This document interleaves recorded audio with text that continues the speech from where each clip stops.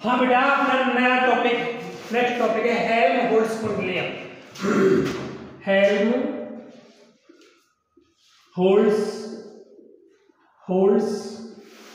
कुंडलियां, कुंडलियां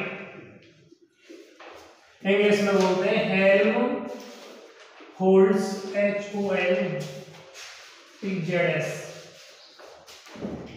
holds कुंडलियां, कुंडली को मैं बोलूंगा कॉइल। हेल्महोल्ट्ज कुंडली क्या होती है बेटा, आप देखिएगा, ऐसी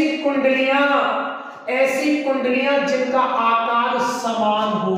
इसका मतलब ये गोल है तो ये भी गोल है। ऐसी कुंडलियां जिनका आकार समान हो एवं इनके केंद्रों के मध्य की दूरी, केंद्र ये रहा, एक प्रथम का केंद्र O1 हो गया, इसका केंद्र O2 हो गया, इनके केंद्रों के मध्य की दूरी उनकी त्रिज्या के बराबर हो। इनकी त्रिज्या कितनी है R, इनकी त्रिज्या कितनी है बेटा R, और उनके केंद्रों के मध्य की दूरी भी कितनी है R। ठीक, तथा इन कुंडलियों में प्रवाहित धारा का परिमाण परस्पर समान हो और धारा की दिशा भी समान हो। देखो क्या क्या समान है, ऐसी कुंडली जिनके आकार समान है, जिनकी त्रिज्या समान है, इनके केंद्रों के मध्य की दूरी उनकी त्रिज्या के बराबर है और उनमें प्रवाहित धारा है, वो धारा के परिमाण और दिशा भी समान है। तथा इन कुंडलियों का अक्ष एक ही है। एक ही अक्ष का मतलब हो गया बेटा, आप गौर करके देखिएगा, ये कुंडली है आपके पास, एक कुंडली ये रही और दूसरी कुंडली, एक कुंडली ये रही, एक कुंडली ये रही, इन दोनों का अक्ष ये हो गया, ये अक्ष है अपना सेंटर पॉइंट ये वाला। इन कुंडलियों का अक्ष परस्पर क्या है, समान है, ये हो। ठीक, मुझे सबसे पहले इसको डिफाइन करना है, हेल्महोल्ट्ज कुंडली को डिफाइन करना है। हेल्महोल्ट्ज कुंडलियां वे कुंडलियां होती हैं जिनका आकार समान, जिनकी त्रिज्या समान तथा समाक्षी कुंडलियां होती हैं एवं इनमें प्रवाहित धारा के परिमाण और धारा की दिशा भी क्या होती है, परस्पर समान होती है तथा इनके केंद्रों के मध्य की दूरी इनकी त्रिज्या के बराबर होती है। हेल्महोल्ट्ज कुंडली कहलाती है, हेल्महोल्ट्ज कुंडली कहलाती है। ठीक बेटा, चलो मैं बनावट की बात करना चाहूंगा, बोल सकता हूं, माना कोई कैपिटल R त्रिज्या की दो वृत्ताकार कुंडलियां हैं। माना कोई कैपिटल R त्रिज्या की दो वृत्ताकार कुंडलियां हैं, एक कुंडली ये ले ली और दूसरी कुंडली ये ले ली, इनकी त्रिज्या क्या है, कैपिटल R है। देखो आपके माइंड में क्वेश्चन क्रिएट हो रहा होगा, गुरुजी जब ये वृत्ताकार कुंडली है, वृत्ताकार वृत्त के आकार की है, तो आपने गोल क्यों नहीं बनाई, आपने ऐसी क्यों बनाई? बेटा अगर कुंडली इस प्रकार रखी हुई है तो आपको दिखाई देगी गोल, लेकिन ये कुंडली ऐसे नहीं है, कुंडली ऐसे रखी हुई है। कुंडली ऐसे है तो आपको इस स्थिति में दिखाई देगी, ये ऐसे, मतलब ये वाला डायग्राम इस पोजीशन को डिनोट कर रहा है, जबकि ये वाला डायग्राम इस पोजीशन को डिनोट कर रहा है। ठीक बेटा, चलो बनावट देखिए। माना कोई कैपिटल R त्रिज्या की दो वृत्ताकार समाक्षीय कुंडलियां हैं, इसका मतलब उनके अक्ष परस्पर क्या है, समान है, ये O डैश। माना कोई कैपिटल R त्रिज्या वह समान आकार की समाक्षीय वृत्ताकार कुंडलियां हैं जिनमें प्रवाहित धारा की दिशा एवं उनके परिमाण आई है, उनमें प्रवाहित धारा की दिशा परस्पर समान है तथा इस धारा का परिमाण आई है, अर्थात दोनों ही कुंडलियों में समान परिमाण की धारा प्रवाहित हो रही है। ठीक, तब इन कुंडलियों के मध्य में कोई बिंदु P हो गया, इस बिंदु P पर आपको चुंबकीय क्षेत्र देखना है, चुंबकीय क्षेत्र की तीव्रता ज्ञात करनी है। बेटा बिंदु P मध्य में, इनके केंद्रों के मध्य की दूरी इनकी त्रिज्या के बराबर है, इसका मतलब यहां से यहां तक की दूरी कितनी होगी, R/2 होगी ना। अगर मैं गणितीय विवेचना की बात करूं तो प्रथम कुंडली के कारण बिंदु P पर चुंबकीय क्षेत्र निकालता हूं, प्रथम कुंडली के कारण बिंदु P पर चुंबकीय क्षेत्र V1, ऐसे दूसरी कुंडली के कारण बिंदु P पर चुंबकीय क्षेत्र V2 आएगा। यहां धारा के परिमाण समान, धारा की डायरेक्शन समान है, त्रिज्या समान है, डिस्टेंस भी समान है, श्योर आपके पास V1 और V2 के एम्पलीट्यूड भी परस्पर क्या होंगे, इक्वल होंगे। ठीक, चलो मैं V1 का मान निकालता हूं, ठीक बेटा, चलो भाई देखो वृत्ताकार धारावाहिक कुंडली के अक्ष पर आप चुंबकीय क्षेत्र देख चुके हो, B बराबर mu naught N I R square upon 2 X square plus R square की पावर 3/2। आप डिस्टेंस कितनी ले रहे हो बेटा, x बराबर r/2 दूरी पर चुंबकीय क्षेत्र देख रहे हो, x की जगह r/2 वैल्यू पुट कीजिएगा। B बराबर mu naught N I R square बटा 2 r x की जगह r/2 रखूंगा तो x स्क्वायर का मान आएगा r स्क्वायर बटा 4 प्लस r स्क्वायर की पावर 3/2।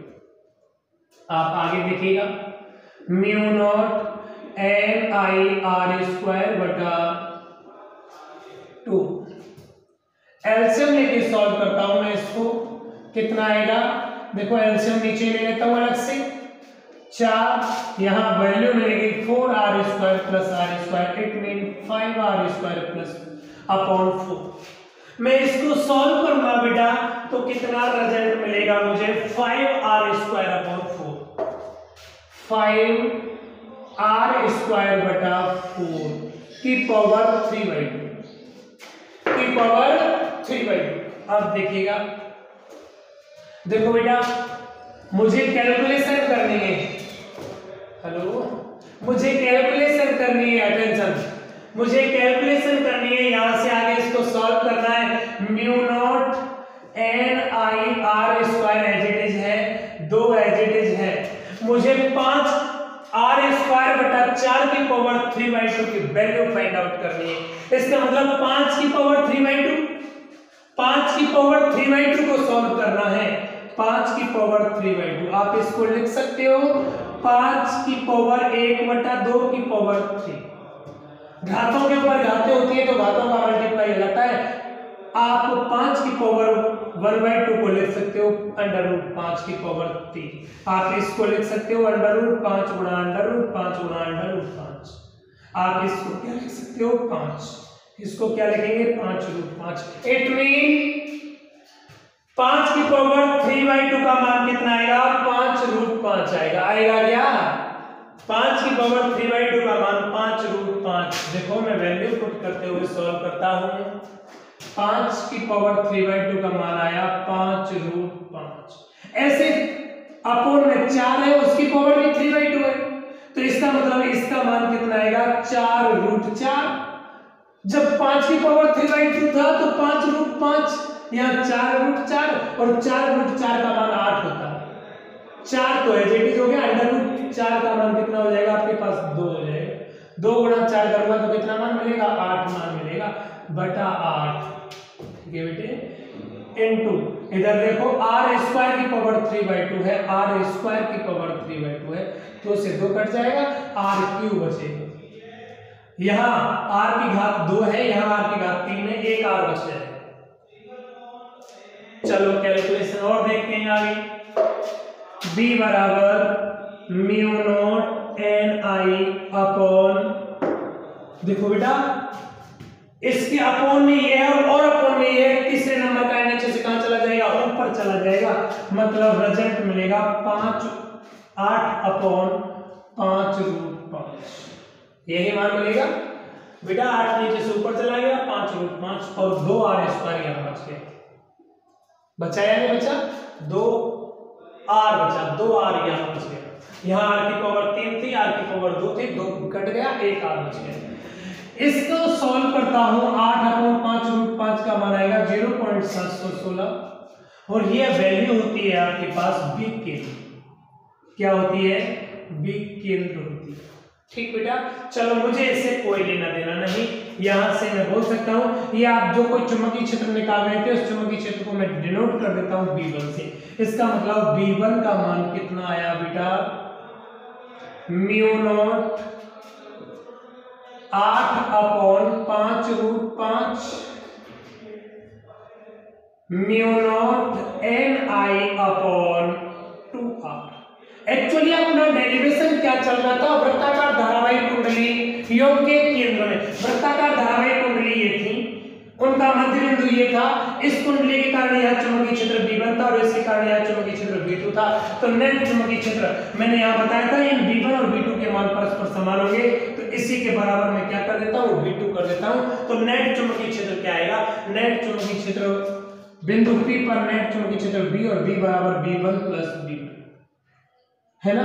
V1 V2 के मान बराबर है तो मैं डायरेक्ट बोल सकता हूँ 2V1 2 एज इट इज।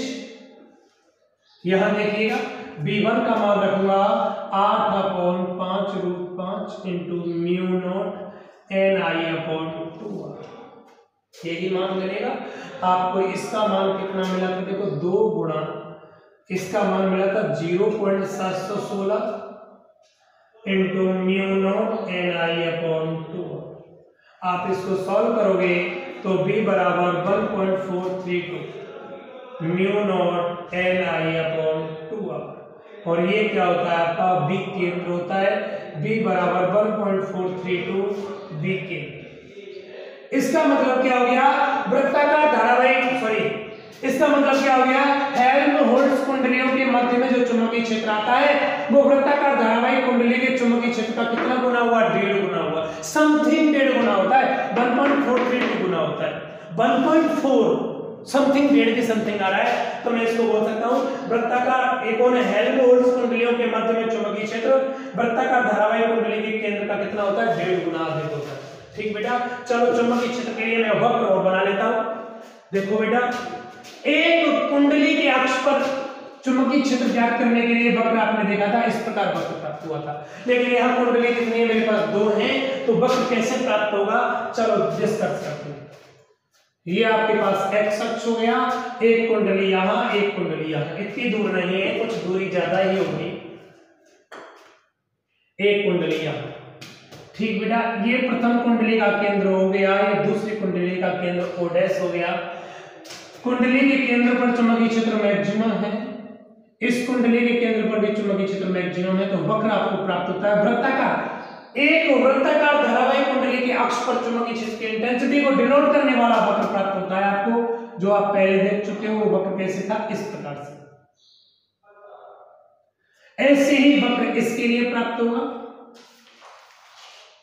इस प्रकार से प्राप्त होगा। लेकिन आप तो गौर करके देखिएगा, ये वक्र अल्टरनेट प्रोसेस ऐसे से जा रहा है, ऐसे ही जा रहा है। देखो भाई, इस स्थान पर यहां मैं चुंबकीय क्षेत्र देखूं, इस अक्ष पर चुंबकीय क्षेत्र देखूं, तो ये तो आपके पास V1 है और ये चुंबकीय क्षेत्र कौन है, V2 है। लेकिन देखो V1 का मान केंद्र पर तो मैक्सिमम है ही, लेकिन इस स्थान पर इस कुंडली के कारण भी कोई ना कोई चुंबकीय क्षेत्र है। भाई स्वयं का ये चुंबकीय क्षेत्र कितना, V1 मैक्सिमम तो है ये केंद्र वाला, और इसी अक्ष पर इस कुंडली के कारण भी चुंबकीय क्षेत्र उत्पन्न हो रहा है। इट मीन आपने देखा था ये वृत्ताकार धारावाहिक कुंडली थी, इनकी रेडियस r थी, इनके केंद्रों के मध्य की दूरी त्रिज्या के बराबर। मैं इस स्थान पर चुंबकीय क्षेत्र देखूं तो इसके कारण यहाँ चुंबकीय क्षेत्र V1 तो आ ही गया, लेकिन इस कुंडली के कारण यहाँ पर भी कोई ना कोई चुंबकीय क्षेत्र होगा। यहाँ जो चुंबकीय क्षेत्र बोलिएगा, अगर मैं इन दोनों का को ऐड करूंगा तो नेट चुंबकीय क्षेत्र आपको यहाँ प्राप्त होगा। ऐसे इस कुंडली के लिए देखो तो मैक्सिमम ये रहा, इतना और जुड़ जाएगा तो यहाँ प्राप्त होगा, तभी तो आपको लगभग 1.5 गुना प्राप्त हो रहा है। ठीक, आप देखो ये आगे जैसे जैसे इधर आ रहा हूं मैं, ऐसे ऐसे x के मान में वृद्धि होने के कारण b का मान कम हो रहा है। इधर b का मान कम हो रहा है तो इधर b का मान बढ़ रहा है। जितना ये वाला मान कम होगा उतना ये वाला मान बढ़ेगा। नेट चुंबकीय क्षेत्र आपको समथिंग इस प्रकार होता है। ये जो चुंबकीय क्षेत्र प्राप्त हुआ है ये किसके कारण प्राप्त हुआ है बेटा, हेल्महोल्ट्ज कुंडली के कारण प्राप्त हुआ है। हेल्महोल्ट्ज कुंडली के मध्य में जो चुंबकीय क्षेत्र प्राप्त होगा आपको, वो उसको डिनोट करने वाला वक्र ये होगा। ठीक बेटा, हेल्महोल्ट्ज कुंडलियों के मध्य में चुंबकीय क्षेत्र B केंद्र का कितना होता है, 1.32 इतना गुना होता है B केंद्र का। तो इस चीज को ये वक्र डिनोट कर रहा है कि B केंद्र इतना ही है, लेकिन हेल्महोल्ट्ज कुंडली का चुंबकीय क्षेत्र आपका ज्यादा है। समथिंग कितना गुना, इतना गुना है, वो ये रहा। हेल्महोल्ट्ज कुंडलियों का उपयोग बेटा एक समान चुंबकीय क्षेत्र उत्पन्न करने के लिए किया जाता है। हेल्महोल्ट्ज कुंडलियों का उपयोग क्यों किया जाता है? एक समान चुंबकीय क्षेत्र उत्पन्न करने के लिए। हेल्महोल्ट्ज कुंडलियां क्या होती है? समान आकार, समान त्रिज्या, समान धारा, बस समान धारा की डायरेक्शन एवं इनके जो अक्ष या इनके जो केंद्र होते हैं वो समाक्षीय होते हैं और इस प्रकार की कोई व्यवस्था प्राप्त होती है, उस व्यवस्था को अपन क्या बोलते हैं? हेल्महोल्ट्ज कुंडली बोलते हैं। चलो धन्यवाद।